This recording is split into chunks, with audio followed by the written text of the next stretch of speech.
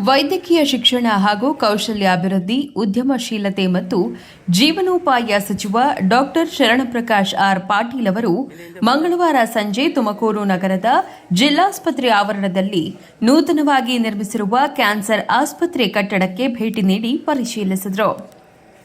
ನಂತರ ಮಾಧ್ಯಮ ಪ್ರತಿನಿಧಿಗಳೊಂದಿಗೆ ಮಾತನಾಡಿದ ಅವರು, ಸುಮಾರು 69.96 ಕೋಟಿ ರೂಪಾಯಿಗಳ ಅಂದಾಜು ವೆಚ್ಚದಲ್ಲಿ ನಿರ್ಮಿಸಿರುವ 100 ಹಾಸಿಗೆಯುಳ್ಳ ಈ ನೂತನ ಕ್ಯಾನ್ಸರ್ ಆಸ್ಪತ್ರೆಯ ಕಟ್ಟಡದ ನಿರ್ಮಾಣ ಕಾರ್ಯ ಪೂರ್ಣಗೊಂಡಿದ್ದು, ಮುಖ್ಯಮಂತ್ರಿ ಸಿದ್ದರಾಮಯ್ಯ ಅವರು ನವೆಂಬರ್ 7ರಂದು ಲೋಕಾರ್ಪಣೆಗೊಳಿಸಲಿದ್ದಾರೆ ಎಂದು ತಿಳಿಸಿದರು.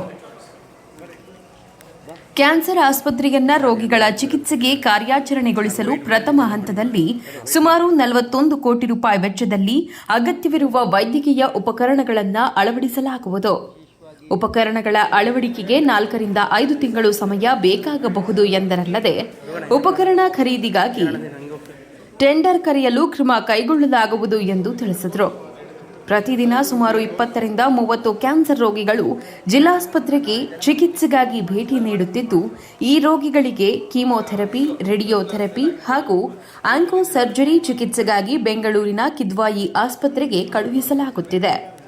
ಬೆಂಗಳೂರಿನ ಕಿದ್ವಾಯಿ ಆಸ್ಪತ್ರೆಗೆ ಪ್ರತಿದಿನ ರಾಜ್ಯವಲ್ಲದೆ ಇತರೆ ರಾಜ್ಯದ ಕ್ಯಾನ್ಸರ್ ರೋಗಿಗಳು ಚಿಕಿತ್ಸೆಗೆ ಬರುತ್ತಿರುವುದರಿಂದ ಕಿದ್ವಾಯಿ ಆಸ್ಪತ್ರೆಯ ಒತ್ತಡ ಕಡಿಮೆ ಮಾಡಲು ರಾಜ್ಯದ ಎಲ್ಲಾ ಜಿಲ್ಲೆಗಳಲ್ಲಿಯೂ ಕ್ಯಾನ್ಸರ್ ಆಸ್ಪತ್ರೆ ನಿರ್ಮಿಸಲಾಗುವುದು ಎಂದು ತಿಳಿಸಿದರು.